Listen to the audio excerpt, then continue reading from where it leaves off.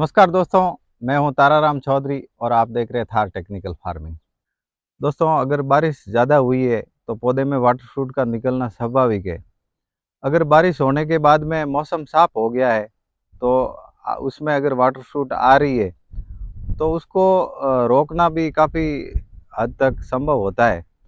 पर अगर मौसम साफ नहीं है, मौसम साथ नहीं देता है, तो आप कितना भी उसमें पीजीआर का इस्तेमाल करो, कितने भी फर्टिलाइज़र का इस्तेमाल करो, जब तक पौधे को धूप नहीं मिलेगी, सही उससे उसका फोटोसिंथेसिस नहीं होगा, तब तक पौधा फ्लावरिंग नहीं देके अपनी बढ़वार करेगा। बढ़वार करने का कारण ये होता है कि पौधे को जब धूप नहीं मिलती है तो पौधे को लगता है मेरी फोटोसिंथेसिस की प्रक्रिया है वो पूर्ण नहीं हो रही है।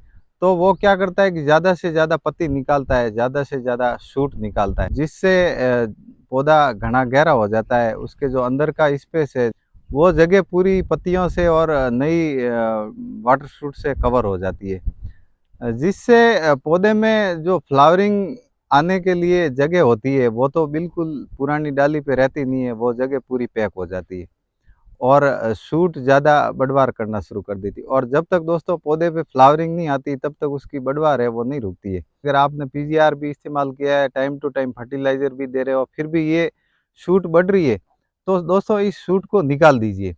अगर आप शूट को निकालते हैं तो सबसे बड़ा फ़ायदा तो दोस्तों ये होगा कि आपका पौधा बिल्कुल खुला हो जाएगा, उसकी जो पुरानी डाली है वो बिल्कुल खुली हो जाएगी और समय पर उस पुरानी डाली पे फटाफट से फूलों की फुटान आपको 4-6 दिन के अंदर देखने को मिल जाएगी।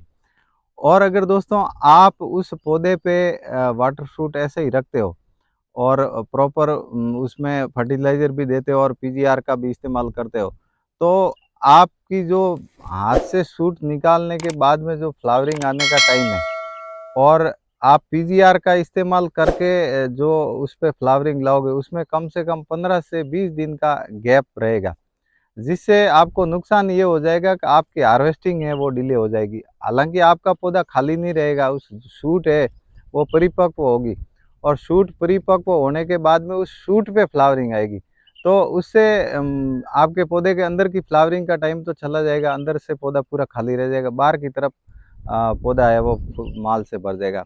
तो उससे एक तो ये नुकसान होगा कि अंदर का स्पेस है वो खाली रह जाएगा, बाहर की तरफ फ्लावरिंग आएगी तो पौधे के टूटने की भी समस्या आएगी।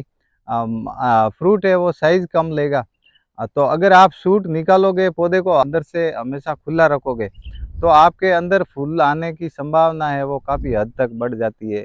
बाहर की ये फ्लावरिंग है वो कम आती है और एक बार अगर अंदर फ्लावरिंग आना शुरू हो गई तो पौधा है वो शूट निकालना बंद कर देगा। तो दोस्तों शूट निकालने का ये सबसे बड़ा फ़ायदा है और नहीं निकालोगे तो आपकी फ्लावरिंग लेट होगी, तो ये सबसे बड़ा नुकसान है। अब दोस्तों आप वाटर शूट निकालते समय एक बात का ज़रूर ध्यान रखें, अगर आपका बगीचा स्वस्थ है, यानी उसमें कोई तरह का जड़ से संबंधित रोग नहीं है, गर्मी के दिनों में भी आपका बगीचा हरा भरा स्वस्थ था, तो उसी स्थिति में आप उसमें से शूट निकाल के उसको खाली करें।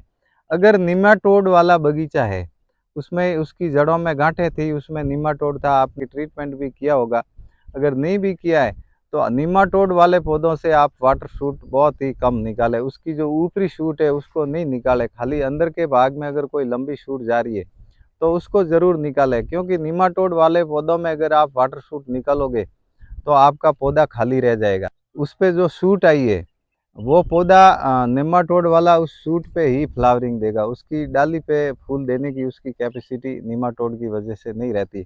तो इस बात का भी आप ज़रूर ध्यान रखें।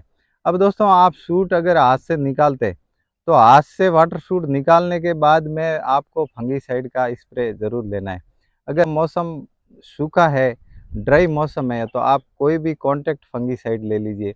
अगर बारिश का मौसम है, बारिश आ रही है, एक दिन छोड़ के एक दिन बारिश आ रही है, तो उस परिस्थिति में आप सिस्टेमिक फंगीसाइड लीजिए, जिससे वो फंगीसाइड उस पे प्रॉपर्ली काम कर सके। तो दोस्तों ये थी वाटर शूट के बारे में जानकारी। वाटर शूट निकालने में फ़ायदा या नहीं निकालने में फ़ायदा, आपको मेरी बात समझ में आई होगी।